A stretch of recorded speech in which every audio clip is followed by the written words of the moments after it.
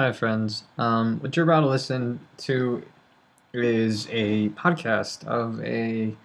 It's more of an actually. It's it is a podcast. It is a conversation that I myself am having. I'm being, I myself being Joshua Mejia. And I'm just trying to have conversations, down to earth conversations with people that I know, people that I appreciate, people that help me, guide me, and kind of are always looking out for me. Um, or just people that I find interesting, someone that I might find interesting and say, hey, I admire your work. Do you mind if I get to know you? Ask you a couple questions about how it is you do that you do. Um, that and many other things. So without further ado, let me introduce one of my first guests. In fact, my first guest in the sense that I've recorded, because, mind you, I've had so many great conversations with people through the years. I think through people we can learn a lot about ourselves. I think that's what I'm on a mission of doing. I'm on a mission to learn more about myself and also how I can move forward, how I can always be moving forward in the most, perhaps not effective, but in truly beneficial to myself. And that's hard. It's a hard thing to do. So, anyways, um, like I said, um, it's conversations. I myself am a young Mexican American brown man, and that is part of the conversation for myself. It's just one of those matters of fact that I no longer think about, but I do think about. It's like I know, I've always known, but at the same time, um, I've never known. It's almost like sometimes I forget, but that's not the case just for me. That's the case for other people. Um, it's just a human experience.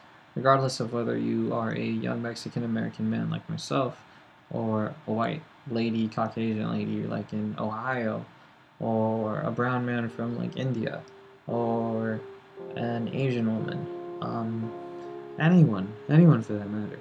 Um, a young man from, a place like Louisiana, New York, the Americas, California, Hawaii, um, and not just men, women too. Like, you don't really have a say over who you are. You kind of just be who you are, and that's also part of the conversation. I'm really just committing mental masturbation right now with myself because I'm the only one entertaining myself. I keep going on these tangents.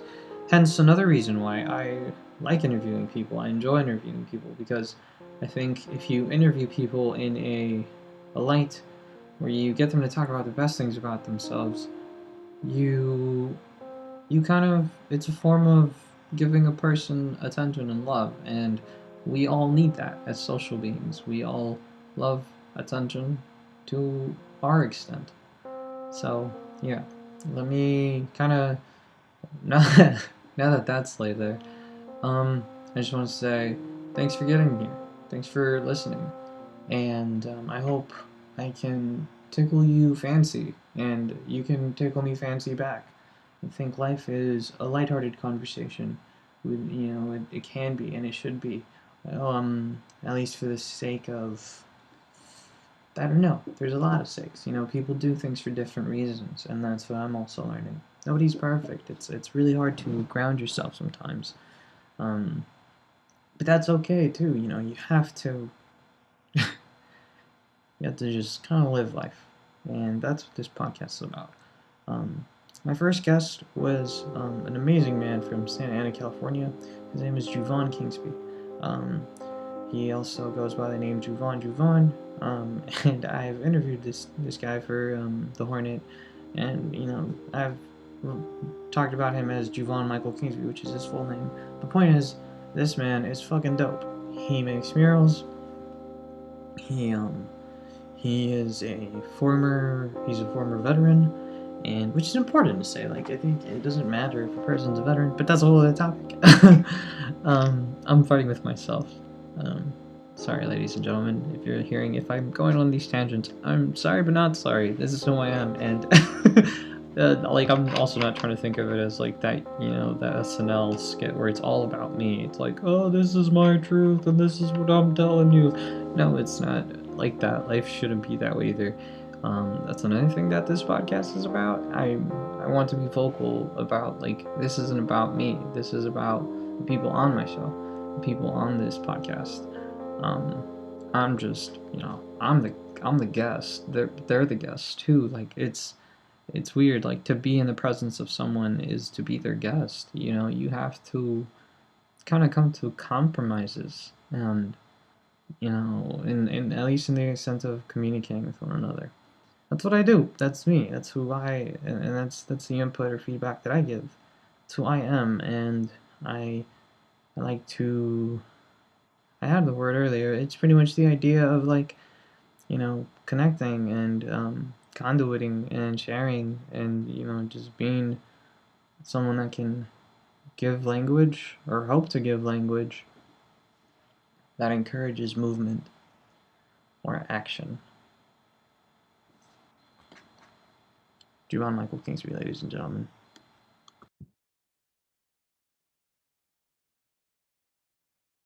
Hi, Jouvon. How's it going? Can you hear me okay? Hello? Hi, can you hear me? Oh, yeah, yeah. Yeah. Cool. Awesome. How are you doing, sir? Doing pretty good. How are you? I'm good. Thank you. Thanks for allowing me to set up this interview. It's a pleasure. Yeah. Um, Let me know if my fan is too loud. I have a fan on. Can you hear that? Or no, you sound good. I don't hear it. okay, cool. Nice. Awesome. Sweet. So, all right. I guess I'll just also I have to let you know I am recording. Is that all right with you? Oh, yeah, that's cool. Okay, cool.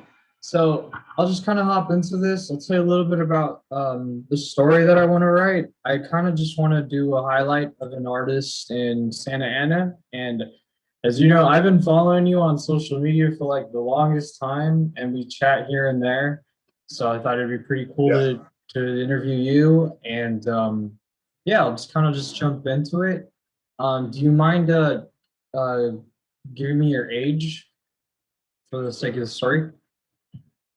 Yeah, I'm 35 years old. Okay. He's young, I guess. Right on, right I on. feel young still. Cool, Take my cool. vitamins. That's good. That's good to hear. I mean, that gives me hope for 35. Oh, yeah. How are you? I'm 25. I feel old though, man. Oh, cool. I feel really old. Nah, you shouldn't feel. That's because you're in school now. Once school's over, you'll feel young again. I really, yeah, I hope so. Yeah. Okay, cool. So I was doing some research on you. I found some stories on like other, publications and stuff. And you're a really interesting person, if I may say so. I mean, you can you tell me a little bit? I was reading about the a mural that you did at Saddam Hussein's bunker. Can you kind of tell me a little Yeah. bit about that? Yeah. Well, that was my first mural I've ever done. It was called The Lord of War. Yeah, I was just kind of in a funk. I was in Iraq in wartime, so a little bit of a funk. And my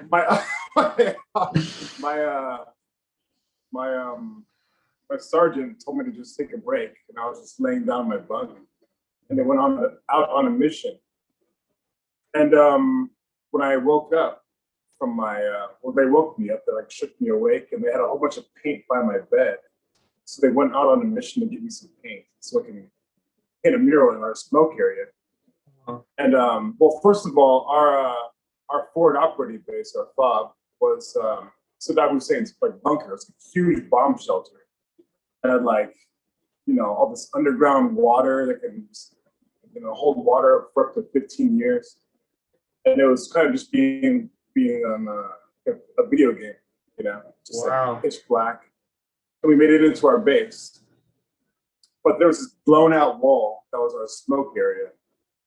And I don't know why we made the blown out wall a smoke area. It was already like shot to pieces. I was like, this is not a good shelter, When you say smoke area, like that's where you guys would go to smoke and like take breaks? Because everything was underground.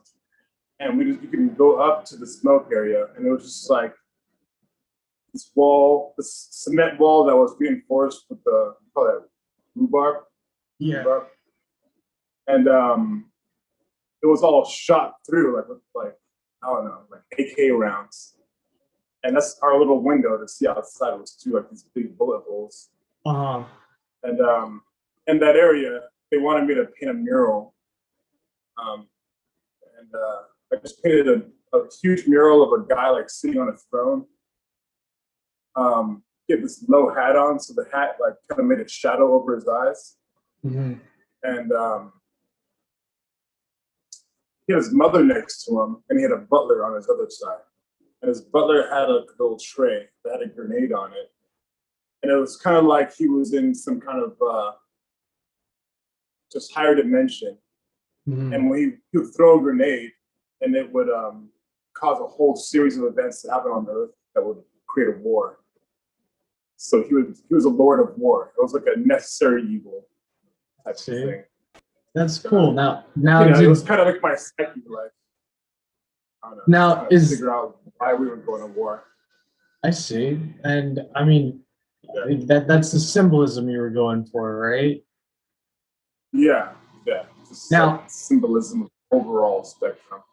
Was that something that you decided like on your own to paint, or was that something that like your commanding officer and your comrades like were just saying you should paint?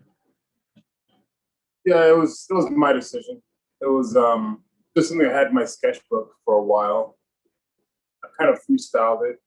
Mm-hmm. I'll post a picture of it a little later. Okay. One photo of it. And it was just my psyche of being out there. Sorry, that's fine. And it just it was just so surreal that I had like it was my best way to explain it. Like why we were there, what was this war happening? Mm-hmm.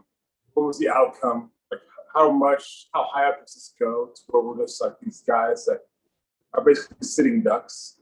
Right. And my frustration, I just killed with this painting. It was kind of like a morality booster. Like, I was out there like, painting this huge wall. Most of the soldiers there haven't seen a mural in person. So I'm glad that I was able to inspire them and inspire us and give us some sort of artistic reason for why we were even there in the first place. What year was this? 2007. 2007. And how long did you serve? I served like 3 years, like 2.5 years. Okay. 2.5. I got out it was a general under honorable discharge because I was gonna get stop lost. Like right after we came back from our 15-month year in Iraq, they wanted us to train for 2 months and then go back again. I was like, I cannot just train for 2 months and go back again for another 15 months. Mm-hmm. A crazy place. So they actually gave me the option to leave under honorable conditions. Mm-hmm. And I mean, that's how much of an effect I had, I think, in the military. It was like my captain, generals would talk to me, captains would talk to me, like everyone that was higher up. Because I was a very philosophical guy, and I just knew how to like change people's minds about like what we were doing in Iraq. And I got people to stop calling people Hajis. Like Haji was like a derogatory term we would call the locals. Okay. And, like Haji from Johnny Quest. And it was just a way of dehumanizing them, and I got everyone to stop doing that. And I kind of um, like really think about why we were there in the first place. Right, like the language that we use to like communicate to one another, and like you said, dehumanizing. Like, you know, that's Yeah. awesome. Okay. Um, was- that's really cool. So while you were there, like, would you say that that had an impact on the art you make nowadays as well? That experience, that 2-3 years span? I don't think it has an well, I think it gives me it affected how I am as an artist rather than my art itself. Because I don't really paint anything that has to do with military or war or anything like that. Yeah. I'm a very like spiritual, mystical, metaphysical guy. And I think what the army did was give me the resilience to like keep making art under any conditions. Kind of just, some people would have given up a long time ago. I think if they went through the risky career path that I started out with. It was like, if I don't finish painting and get money right now, I'm just, I have no money. Right. Like I was, So, there was an article that also talked about how when you moved back to the States and you moved to Santa Ana, you mentioned how you just kind of made friends really fast. And then one of those friends is Mike Ziobrowski, am I correct? Am I saying his last name right? Mike Ziobrowski. From like X is the Weapon, and like, so I can see how that definitely helped you become like resilient and just kind of like, for lack of a better term, like blitzkrieg through like the art scene and just start churning out stuff. Yeah, because Mike got my first mural here in Santa Ana. It's called Something in the Sky. It's a big woman's face right above the Yost Cinema. Mm-hmm. You can see it down the alleyway. Is it still there? Oh yeah, it's still there. Okay. It's still there. We painted it like in 2011. And it was just me on a ladder painting up there. No, it's through Mike got the gate through Ryan Chase. And Ryan, he owns like a lot of the buildings down here. Mm-hmm. And so that kind of streamlined our careers here. Like doing the big shows in the empty, abandoned buildings that Ryan owned. We were able to just stay there for months and months and kind of gather all the artists together, gather all the musicians and models, and whoever wants to be an artist. If you didn't want to hang out at a bar or something, you can come to our gallery at any time.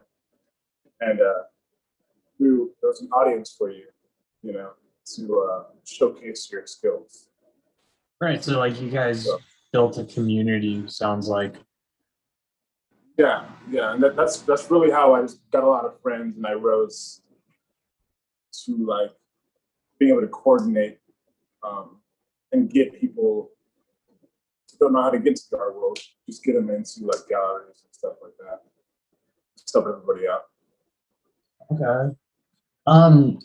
So I was also reading that your mom is your mother's a teacher in Tennessee, and an arts teacher. Yes. Aside watercolor.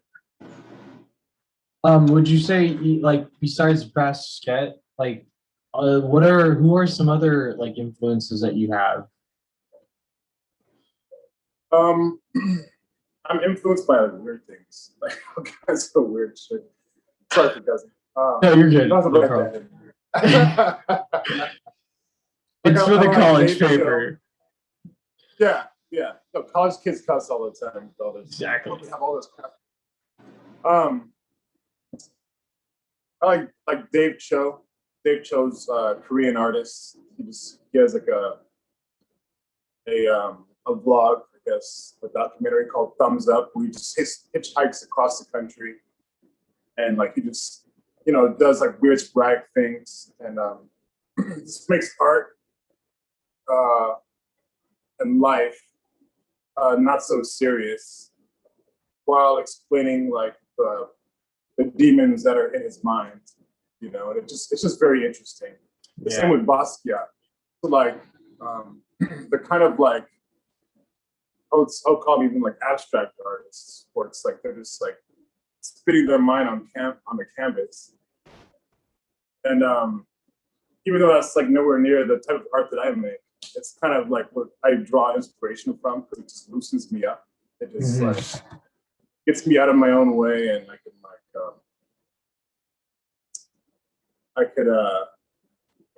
just refine it, refine it. Once I'm loosened up a lot, I just refine it down to like a few objects to make a story on the canvas.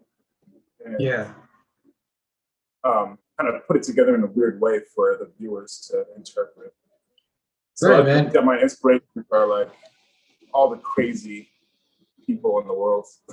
And no, that's awesome, because like I think that's what drew me to your art, like the symbolism, and then you're constantly like talking about like manifestation in your art, or even if it's not like an art piece, you're like I love how you put things like Jouvon wins, and things like that. And there was another article that mentioned that like that was the name of some of your galleries as well, like Santa Ana Wins, I believe. Yeah, we had it was a play on Santa Ana Wins. So we put Santa Ana Wins and with the S instead of the wind blowing. Right. It was the first indoor game of skate that we had downtown, and it was like it was an organization called Bridge to Skate from Costa Mesa, and we just had all kinds of kids come out of from LA from Costa Mesa, Anaheim, and they just competed in a game of skate, and we had this crazy like prize for the top 3 winners. And I'm surprised we even got that many prizes. We got prizes from like almost every restaurant downtown, skateboards, gear. It was all through Bridge to Skate. Like they just got sponsors from everywhere. And I think the winner was Tony Lastra. He's not like a pro skater now. I don't know if he was pro back then, but he became a pro skater after winning our competition. Whoa, okay. And so yeah, that was pretty cool. I was like, dang, our competition was really like, it could have been televised. Right, like made the news and stuff. Yeah. But that place is now what is it? Playground 2.0. It's next to the Playground restaurant down here. Okay. So no, that sounds like, it sounds to me like you've been there in regards to like the beginning of a lot of projects in Santa Ana and like just locally Orange County. How does that make you feel, like as a person and as an artist, like to know that you've helped these people or had a part in all that? Well, it goes back to the manifesting thing, where it's like I just had an idea of what I wanted to manifest. And I stay humble after I see it happen, because all I wanted to do was just live in the manifestation. I don't really need. I'll let whatever you call it, clout I get just happen naturally. Okay. I'm not a cloud chaser. Just if I get any kind of recognition, then it'll just happen naturally. Just like people, reverse engineering what happened in downtown. I won't just go like, oh, I did that, I did this, and I was the first here, first there. It's just like, just do your history, do your research, and you'll figure out that I did a lot of the first things. Yeah, that's what I was kind of finding. Like, you got some articles back from like, way early into like the early 2009, I think, and I was like, oh my god. So Yeah. I'm always having it. Yeah, I actually started my first art show was in Long Beach, a place called the Artery. I was just painting cartoons back then. I thought I was gonna be famous like doing little cartoon characters and vinyl toys. And I didn't even know how to paint like realistically.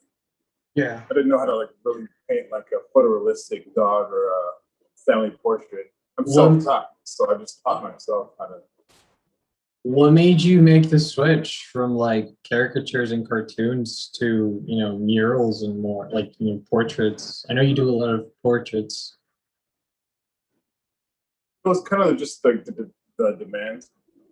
Like people, I was tired of like waiting for someone to buy one of my pieces. I wanted to go on the other side where I was just doing commissions. And so all the pieces I'm working on were already sold. And I don't have to be in a gallery like just hoping I get $600. I can make a $600 painting for someone who actually wants the painting already. Let's see. So I was looking for buyers first, and then I say like, "Oh, can I paint this for you, or do you want me to paint like your?" I got into dog paintings because everybody loves their dogs. Yeah, yeah, I've noticed that. I You have a didn't lot know of how I dog started. paintings. Oh, it was a guy from Alaska that was following me on Instagram. That was my first dog painting, and I didn't even know I could even paint dogs like that. And I painted it really realistic. I was at my mom's house, and yeah, I got into painting those. And then after that, like it just kind of snowballed. Like everybody wanted a dog painting. Yeah, for me, like I don't Doing it for like 5. I don't remember how I started following you. It's just one of those things that happen. You know, you're following a person for so long. And I think one of the first thoughts I had, in all honesty, was like, this guy paints dogs? Like, what? Like, people really invest money into their dogs like that? And then, you know, from there, I just started kind of like following up with more of your stuff and seeing that you do like murals and stuff of the sort. And I was like, whoa, okay. That's definitely something that I want to emulate as like an artist too, like being, you know, well-rounded and stuff. So that's awesome that you like followed, you know, your demand, because I know that that can be hard. Like sometimes, you know, we get so stuck in like oh no, this is what I want to do, but then you miss out on so many opportunities. Yeah, yeah. I had no idea it was going to pull me in that direction. It was just, you know, the demand for people that wanted me to paint that, and my demand for money. I wanted money. Yeah, yeah. You know, I feel that. I have $1 left, so use it on like, you know, 5 packets of ramen. But you know, I was tired of doing that stuff, so it's like I'll paint something that people actually want to take my time with it, and have each painting like be at the same quality or better each time. Yeah. And then I got into doing like portraits, and I would just watch tutorials on YouTube on like, you know, just different techniques I don't even know because I didn't go to art school. And right, you were going to design school, right? And then you dropped out to go to the military, or you? I dropped out my first semester because, you know. Where were you going to design school? I just had too many friends. So we just like, because I went to the Art Institute of Costa Mesa. Okay. After graduating in Tustin High School. So basically I had my own dorm, and all of my friends from Tustin would just come over and just party all the time. Oh. And I would get zero work done. Because the dorms at the Art Institute was an apartment complex with a jacuzzi, you know, pool, sauna. Mm-hmm. And we just have like pool parties and jacuzzi parties like every single day. And didn't get anything done, basically. So I dropped out, and I didn't want to tell my family. And I just kind of low-key signed up for the military. Because I really didn't have a place to go. Okay. So it's like, you know, yeah. Armed forces. And you know, I didn't know that I would still be doing art in the military, in the army. But that's kind of all I did. Even in basic training, I designed our shirts in basic training. I did a big mural on the floor of on the ground with the night fighters. So I painted a big knight. I was painting a lot of people's tattoos when they go home on leave. I'll design their tattoos and go off and get it done. I painted, and when I got to my unit, I painted my first sergeant's wall. Yeah, I forgot what I painted on there. It's like the Cat Scout, Cavalry Scout. Would you say that And that so was? I just like kept doing art the entire time. It's kind of weird. Yeah, like, would you say that that was something that you just did without like asking for permission? Like, would you just jump into it, or I mean, I'm trying to like, I guess, Yeah. demystify the process, you know? I really don't even know how it came. I guess it was like who can draw. Like that's like who can draw this. We need a design for our unit shirts, and I just said I can draw. You know, that's before I even knew how to do. Well, I knew how to do Photoshop, but I was just using like pen and ink. Yeah. Or pencil ink, and just scanning it, and yeah, I think just once I designed the shirts, it just like stuck to me that I was the guy who could draw whatever anyone wanted. You know, it So just that went yeah. on into like all the way to Iraq, from like Fort Benning, for my basic training, all the way through going to Iraq. Like I was just an artist. Yeah, You know? talk about humble beginnings. You know, you're doing like a mural in Saddam's bunker, like you're saying. You know? Yeah, that was pretty crazy. I was thinking, I was like, this is like the United States military, and I'm like over here just like painting whatever. That's cool. And they went out on a mission to get me to paint. Like I woke up to paint under my bunker, so I was like, so there is some kind of like mystical something. It's kind of weird, like the power of art in those settings, like the amount of like I don't know what it was called respect or whatever, but it's like I would be exempt from going to some missions just because I'm an artist. Like they kind of wanted to like protect artists, you know, type of thing. That's Oh, you don't awesome. have to go and but I was really good at my job. I was a gunner, and it's like I was really good at what I do. It's like I sucked. I was like one of the top gunners, and we were an alpha company, so everyone was just, you know, pretty good. And but for some reason they like kind of just let me stay back a lot of the times and just like work on art or work on whatever. That's cool. And then when we got back, they actually gave me the option if I wanted to stay or go. I don't know if that's a normal thing, but I thought they would just be like, no, you have to stay and, you know, finish out your duty. Yeah, I don't know anything about the military, but that's really interesting how they, you know, they gave you that option, and it was a like honorable the way you were discharged. Yeah. We saved a lot of lives out there. And I mean, join the army, you're volunteering in the first place. So I guess, you know, leaving should also be like, like I'm done volunteering. Right, I'd like to go home now. I've been blown up too many times. I didn't volunteer. Yeah, there was something, another article that mentioned that you were blown up. Like, was that like quite literally, you know, or I mean, obviously. Yeah, I was like in an explosion. It was like on the side. I'm a gunner on top, and I have like a swing that we sit in, and I have a 240 Bravo, and I'm like swiveling around, and we were delivering food. So we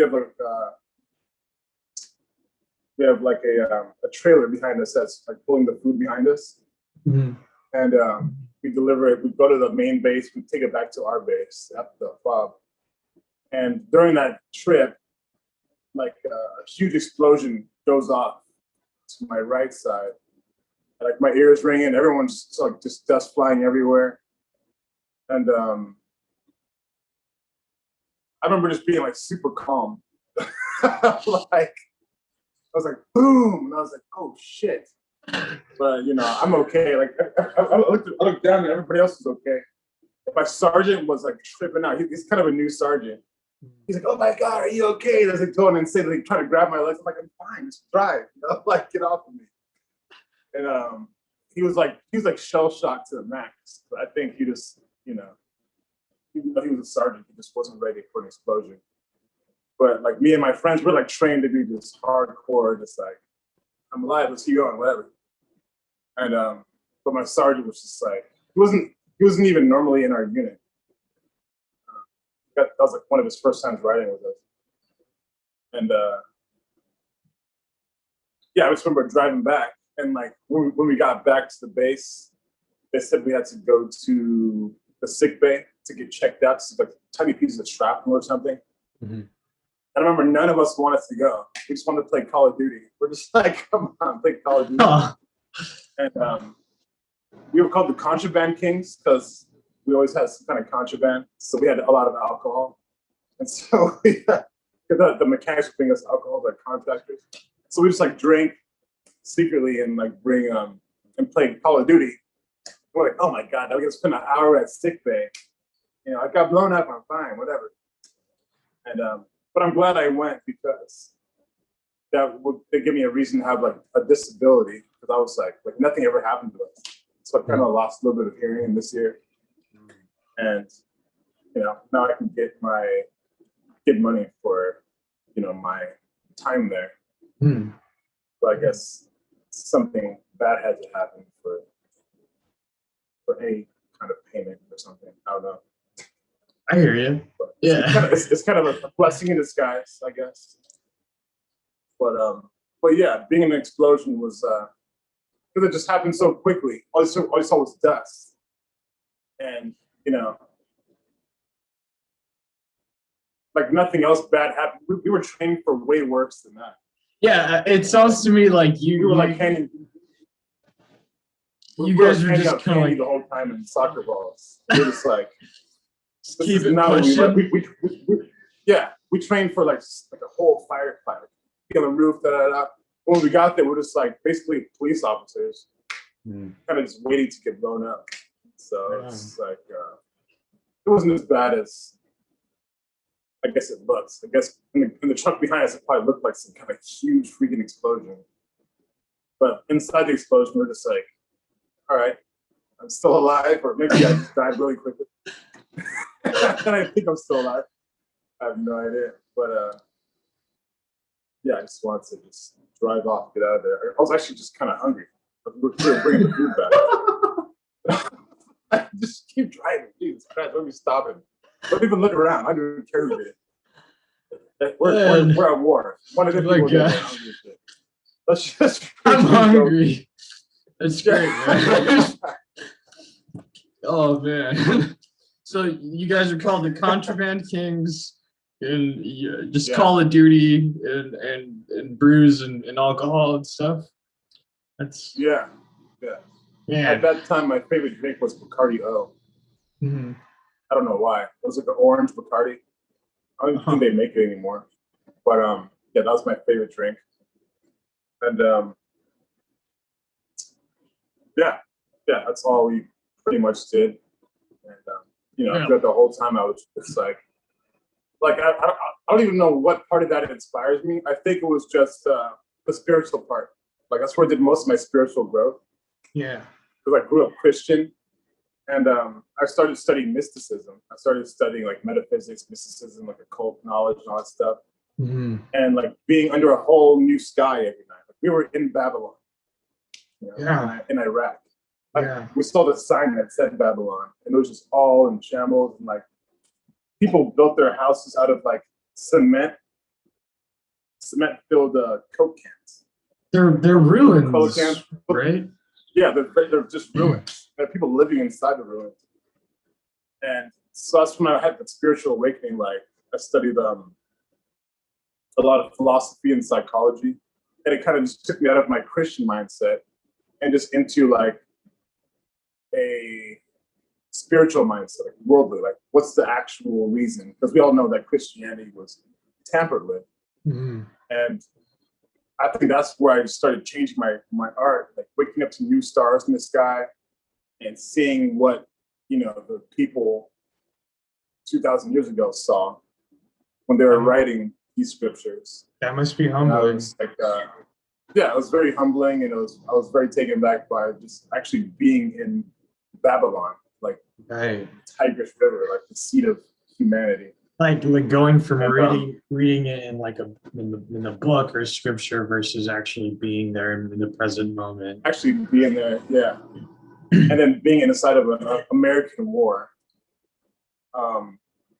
Over there, it was just like I was like, am I in a movie right now? Like I'm in a war. This is insane. Yeah, it's like it sounds like that sounds like an interesting lens, right? Like yeah, it's very interesting. It's very crazy. I think that studying metaphysics was the only thing that kept my mind pretty solid, pretty narrow, and I didn't go off and be like, oh, I have flashbacks and like all kinds of weird shit. Like nothing really happened to me mentally, and I was able to like just digest it and regurgitate it in a very artistic way that kind of makes it a universal for everyone to understand.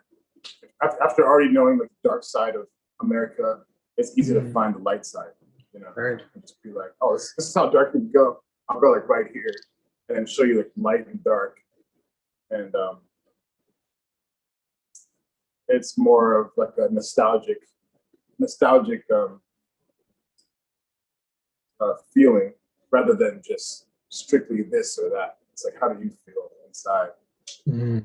So yeah, it's most of my art's not really trying to tell a story. It's just trying to build a feeling. Express a feeling. Yeah, just express a feeling. I think that's more important in art. Like I've made art pieces where people like started tearing up and crying in front of an abstract art piece. Yeah. Just with color balance. It's just like a certain like spirituality inside the piece that will just trigger a certain emotion on a certain size, you know, a certain scale, and people will just be taken back. And it's just all about just balancing the colors and, you know, having certain parts of like just eye candy, like a floating shape, or like you know, red, white, and blue always triggers like deep nostalgic thoughts. And I don't know how I guess it was just like doing a lot of just more metaphysical study and then bringing that into the spectrum of art, like color theory, but in like a very like ancient way. Like what would a mystic think about colors? Like the chakras and like the scales of the spectrum of light, and kind of just tap into human emotions on a very like primal level. So people would just feel a certain way without them even actually knowing why they feel that way, just by looking at it. Mm-hmm. Like the same way you would like hear a song and it changes your attitude. I wanted to do that same thing visually, just use a different sense and have the same emotion. That's kind of like what I got out of the whole military experience up until now. Word, man, that's deep. Yeah, it's definitely not I mean, a lot of artists take that route, but it's just like, it's really from personal experience. It's really just from like, I kind of just make art for myself, like something I would want to see in my house. And I trust my own eye enough to know that if I show it to someone else, they're just gonna like it. It'll have the same effect on them that it had on me. So I'm trying not to like fan over here too much, but like I think I'm a fan first. But no, that's Yeah. honest. That's super cool because it sounds to me like you've gotten that balance of like where you can walk that tightrope and know like be confident enough in yourself and your art to get that emotion that you want to get and stuff like that. Yeah, yeah, yeah. Because it's people really don't even know what emotions to have when looking at an art piece. So most of the time, I don't really know, but it's kind of like, yeah, it's like my main theme overall is just nostalgic, and like getting people to just be grounded just by looking at an art piece. Feel like an overwhelming. Did you say getting people to be grounded? Is that what you said?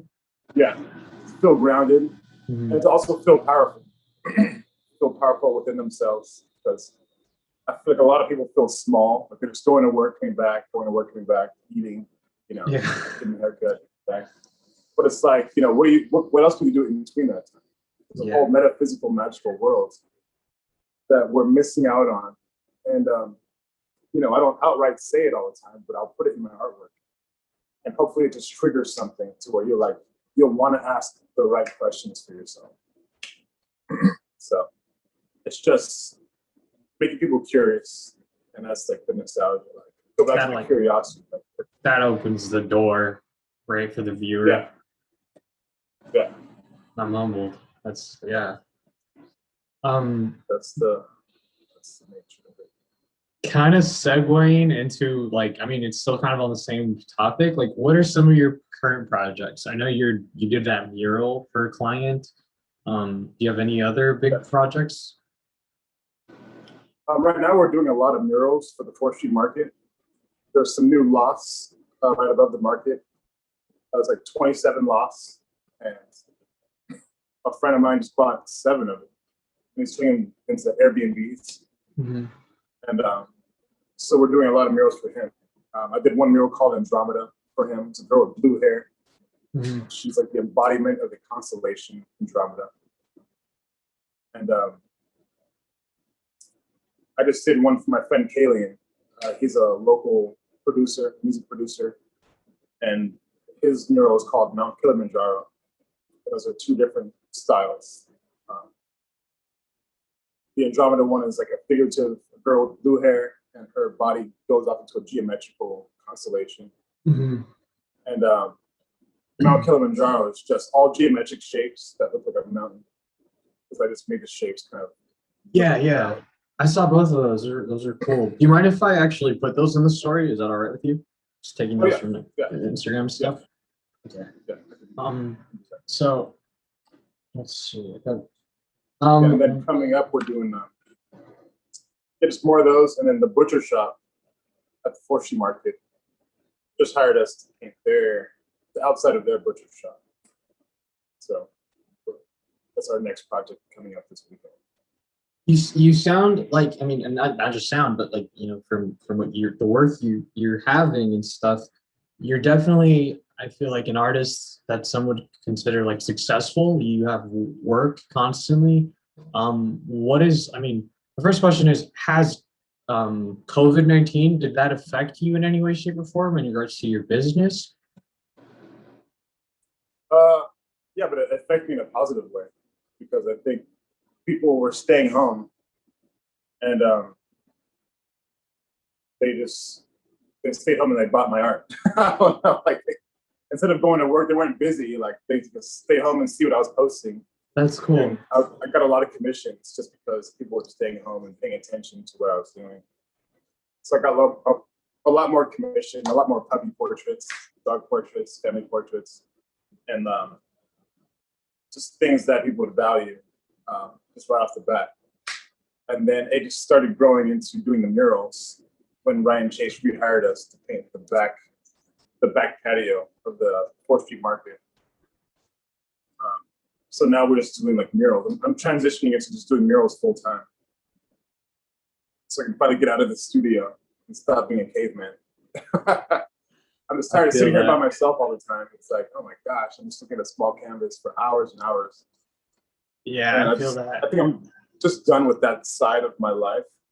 And I want to be more out in the sun and in front of the camera and like, painting large scale items. I want to learn how to do aerosol art, portraits. And I think it'll be a lot more fun. And it might even be like what people were expecting me to do more of, like what would be the end game for my career. I think I'll be doing those large scale murals and paintings.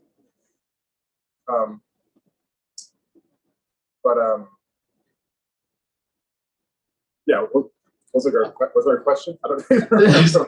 No, I mean, I was just asking, like, the first question was, the first part, and I didn't get to the second part, was if COVID had affected you, and you said it in a positive way, which is awesome. And now, what is something you would recommend to other artists, like, young artists or people that are starting off, that are trying to get work, and just feel discouraged by, like, I guess either the stigma that you have to be like a broke artist, or just everything going on economically with COVID? Yeah. Advice would be like, even online, you could just find someone directly, like get commissions, do a lot of commissions. Like if you see somebody with a dog, like directly message them and be like, I want to paint your dog. Or if you see somebody that just had a newborn baby, like say, I want to paint a portrait of your child. And I do like big wooden canvases. Like if you go to Home Depot, you can get huge, slabs of birch, and you can just divide them up and sand them down, so you have like different small canvases. And you could keep your prices like at $200 at first until you get the ball rolling, and then you can, at each time you finish the painting, you can go to $400 and then $600, and then it just spreads through word of mouth that way. But that's if you want to do the commission route. If you want to do the gallery route, you have to have at least like 10 paintings to put into a gallery, and like spread off to different galleries. Like do a gallery here in Santa Ana and do a gallery in Long Beach. So you're in 2 different locations at the same time, and then just get your name out there. Make yourself look like a brand. So it's like when you put your paintings up, put your name on the bottom, make it look like it's a logo for like a company that's been around for a long time. Yeah. Have the whole description there. But the more you describe your work, the easier it is for people to want to buy something, because they don't have to try so hard to try to figure out what you were trying to say in the painting. So always like make a little paragraph of like, even of how you made it. Oh, I was feeling this way, and I did this because of this, and the atmosphere around the painting. Just build a story around it. So it's not just like, this is the title, this is the price, this is the size. Take it or leave it. That's just kind of boring, and it doesn't give any value. Right. That's cool. Yeah. Like, so just have a value standard. So like creating the value, is what I also kind of take from that. Creating the value. It's like the value would be like when you find someone's, like I did the dogs and the family. So like the value was like, it's a family member. Right. But if it was something that I painted, the value would be like how I explained it. Like for Mount Kilimanjaro, it's the tallest freestanding mountain in Africa, Tanzania. And then for your studio, it's like, this is where greatness happens. This is where people come and get inspired. So that was the whole backstory. And that creates value, why you want to spend a lot of money on a mural. And no, man, like, I honestly, that's something I admire, like me personally, in your art. Like, you create that environment and you kind of set yourself up for success. And I know I can be the type of person that self-sabotages, or like, then like there's like masochistic tendencies that like we tend to do as men or just individuals. But it's like, I think it's so dope how you kind of just, you write it out, like Jouvon wins the lottery, or Jouvon wins $10,000, $1 million. And my sister and I, it's like I said, a little bit more personal. Like my sister and I, the other day, we were just kind of talking about manifestation, and she's like, dude, does that shit really work? And I was like, I don't know, dude, but I know several people that do it, and y'all are out there living your best lives, Manifestation is It's basically controlling your emotions. And like you said, it's setting yourself up for success. So it's like it's kind of just being like hyper aware of your surroundings. Yeah. And knowing how to feel towards it. Yeah, yeah. But it's just like redefining every single object in your life. Yeah. Like something that would normally be bad, you can like actually build the emotion in your stomach to make you feel a lot better about it. I think that's nothing the military gave me, like feeling better about a bad situation. So it's like once you're in that state, like the light around you physically creates a better opportunity rather than like building like more depression or more depressed people around you. Yeah. Because all it is like you're like, say you wanted someone to come over, you'll like find their frequency. You can put their frequency in your hand, and that matching frequency would like draw them towards you. You know. Noted. Even like write it down on a piece of paper, and just have it there, and you just like give the frequency on the paper. Like somebody with a blue shirt is gonna walk up and give me a high five, just as practice. You know, I call them an anchor. That's wild, man. Yeah, but you just put the emotion into like what kind of person. So you're like, oh, it's gonna be a happy person. It's gonna be this. I'm gonna feel this way about it. Mm-hmm. And you kind of just build this story like a dream. And it's just all the life's doing is it's doing its best to interpret what you want. Yeah. It's doing its best to interpret how you're feeling. So it's checking like through your feet, to your stomach, you know, through all of your bones, your whole vibration. It's like, do you really want this? And I'll check your whole vibration. And if it's in tune, then it'll actually make it happen a lot quicker and quicker. Every time you acknowledge the fact that it did happen, like, oh, that's what you want. It's kind of like treating your body like a dog, and be like, oh, like every time you do the trick right, I'll give you a treat. You know?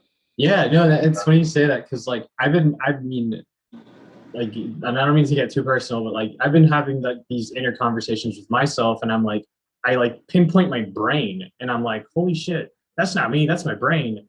And then it's like I like have like a name for my brain, and I'm like, holy shit, am I schizophrenic or something? Like, am I crazy? But then I kind of like have to ground myself, and I'm like, I think, and I mean, this might sound silly to say, but like for me, I've had experiences recently within like the last 2 years where I'm like, holy shit, people see me as like a person of color, you know, and it's like being Mexican American and shit like that. And it's silly, you know, it's like I have to walk out and be conscientious of these things.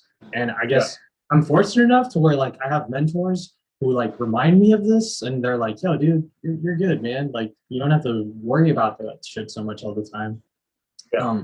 But it does, like, I guess it does reflect on like the subject matter of the art that I'm trying to make or the stories that I'm trying to tell. And it's kind of hard to explain that to some people.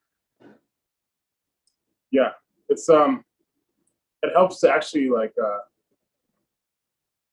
look at the anatomy, like the parts of the brain, like the thalamus, how it just regulates everything in your body, the hippocampus. Because once you know the parts, like the midbrain, it's like the dream world. It's like where the universe, the seat of your soul. Well, actually, that be down here, but like the seat of your dreams and your reality, like in your midbrain. Mm-hmm. And so when you come out and you have all these like self-conscious thoughts, and if you know the parts of the brain and the body, you know exactly where to direct the energy to change like how you feel. This is like a lesson. Like taking a deep breath and just changing like the chemical reaction in the thalamus can make you go from sad to happy like really quickly. Because most depression is about like inflammation in the brain, and like drinking a lot of water and like olive oil and things that are like de-inflammatory. It'll help you regulate like your emotions towards different situations a lot better, like anxiety or even just manifesting. So it's like instead of having doubt about like, oh, this is not going to happen, because that's having doubt is a frequency too. Yeah. But once you eliminate the doubt and you know like how what parts of the mind are even creating the doubt, you can slowly chip away at it, and all of a sudden it's like, oh, I know that frequency, and I could just make that happen. Yeah. Create that thought into like make that thought into like an action. Yeah, it's because I mean these are real bodies. We're really on Earth. Yeah. Real things that, like people have studied this.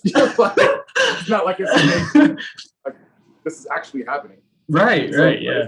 It's good to know that how to use it, how to make it work. It's already insane enough as it is. Like, Yeah. make it slightly. It's actually very natural. It's just the fact that they haven't been teaching us this anywhere. I will say, Jouvon, that gives me like a sense of sanity. Like it's like, holy shit, this is for reals.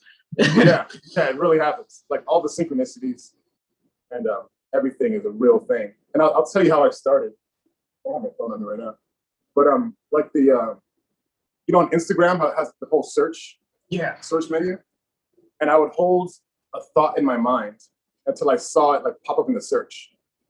I'd be like, someone sitting on a chair wearing a blue dress, and I keep scrolling, no matter how long it took, and I would just kind of hold it, and I kind of see it in my third eye area and like my midbrain.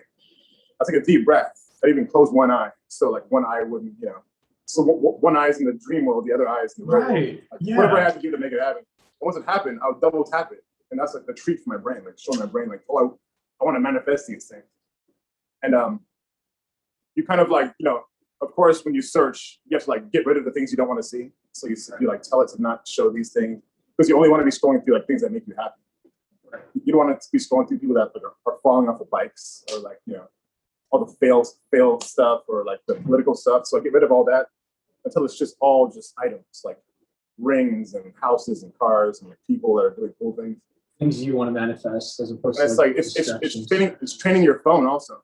So it's like training what Instagram is showing you, and it's also training your brain to manifest, for practice. Mm-hmm. So it's a fast way to practice because everything on the world is right there. Right. Instead of like walking around waiting for it to happen here, like practice.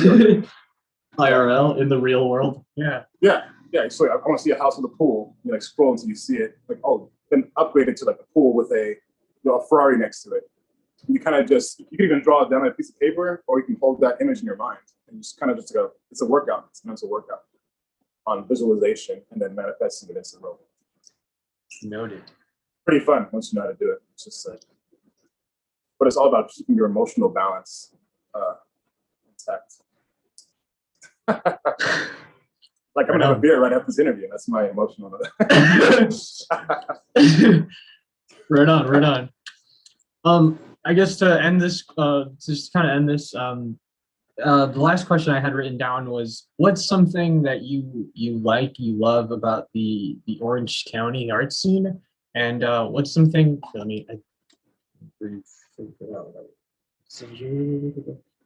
Yeah. So what do you love about the Orange County art space, and what's something that you would like to see improved? I like how experimental we are in Orange County. Like we're not afraid to just do things because it's artistic. We're not afraid to be eccentric a lot of the time. And like if the art block pours out into the street, like that's okay. Like everyone knows that they're all safe and they know like basic etiquette of how to like act during an art walk or when showcasing art. We're not afraid of like being like we're kind of like a baby city a little bit. Like we just started expanding within like the last 5 years, I would say, from like the old way art was being showcased. And I kind of like the direction it's going. Like artists can actually make money now, whereas before we were kind of just showcasing to our friends, and it's like, oh, do you have $50? And now you can do an art show and be like, oh, do you have $500? Like, it's a huge difference. Yeah. And I don't know if that's gentrification or not, but it's like it's cool making money now. Yeah, like that's a whole other topic, right? Yeah, it's definitely been. They used to call me the gentrification artist because I was doing all the murals for all these buildings. And I was like, I'm a regular artist. Right. That's just making the city a better looking place. Yeah, I hear you on that. Like, I think you're right. I think it is dope how like Santa Ana does feel like a safe space for artists, and it's definitely like eccentric, eclectic. You can just kind of go there and not feel like a weird bug, and just be like, you know what, it's okay to be weird in this space, and everything around really you. Talk to anybody. Yeah. And I think think find your crowd. Yeah. Would you say that what some might call gentrification, others might just call like opportunity for artists to flourish? Yeah, that's exactly what it is. It's like people are scared of gentrification. They're just scared of the rent of the buildings that were already there rising. Right. And I mean, that hasn't happened yet, and it shouldn't happen in the near future. Um, but I think it all goes hand in hand with like people getting paid more because there's more rich people here. Like yesterday, I was walking outside, we saw like Beamer, Tesla, Land Rover, Range Rover. That's the new BMW like electric car. We were like, this was not here like 3 years ago. like who owns these cars? We saw a Lamborghini yesterday. I was like, who owns it? Like what store are they going into? Yeah, yeah. Like, we need to and those are people that are moving in and like buying the lots above 4th Street Market and then giving artists like the money that they deserve, right? For the art that they're making. And it's all about just knocking on the right doors and getting the money that you deserve. Not being scared to like price up. And I mean, it's not always all about money, but it is at the same time, because it's like you want to be able to make better things. Does that fall under the metaphysical, like the money? Yeah. Metaphysical is just like money is kind of like a spiritual life force. It's like the energy, right? So, yeah. It's a manifestation of the energy of like, if I wanted a bigger studio to make large scale canvases, I need money for that. Mm-hmm. So I need to like make something small, like multiple times to generate enough energy to get enough energy for the bigger, studio. So it's like money is just like the energy. So it's like how much energy can you generate? Some people like use a lot of charisma. They're always in front of the camera, do all kinds of weird stuff. Some people like do like if I start doing murals, that generates a lot of energy because people always will come out and see it on a large scale. You pull them towards that. Whatever generates more energy, which is money,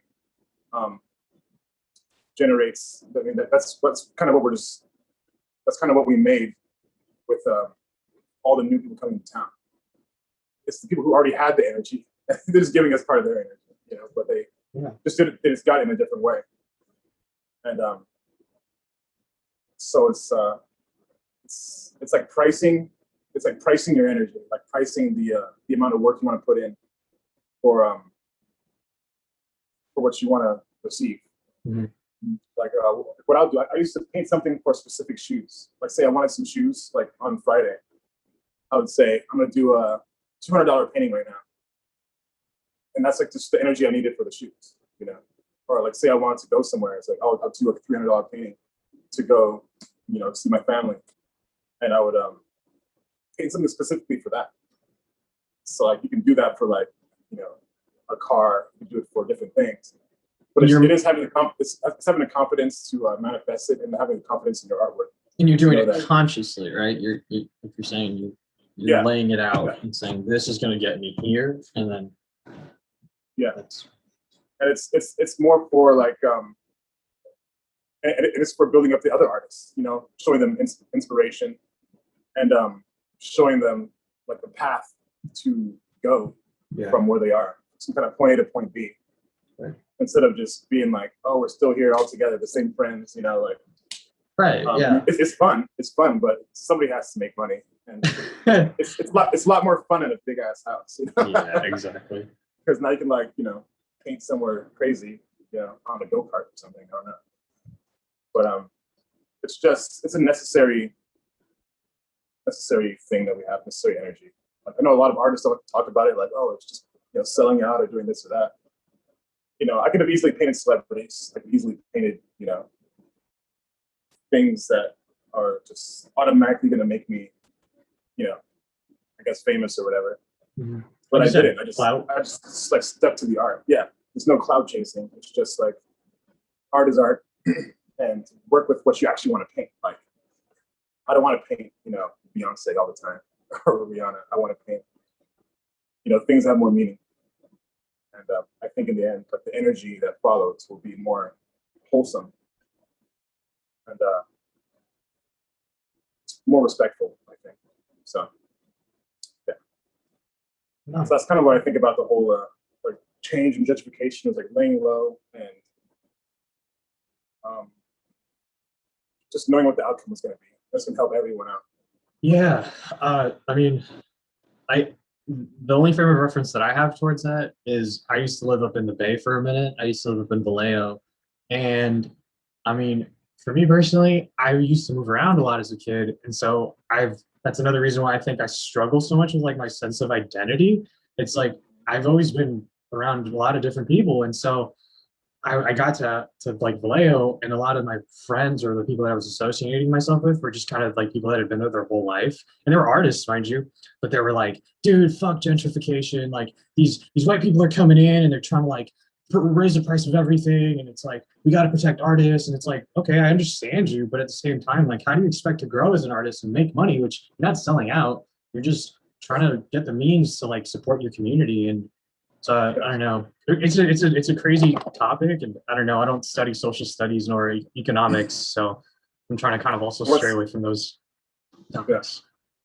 What's funny here is that all the richest people that I've seen here are all Latinos anyway. It's not even rich white people. It's just rich Latinos and rich black people and like Asians. So it's not even like white people coming in. So it's like, what is gentrification? Like we're gentrifying ourselves all of a sudden? I don't know. Yeah, dude, preach. Oh my God. Like that's yeah.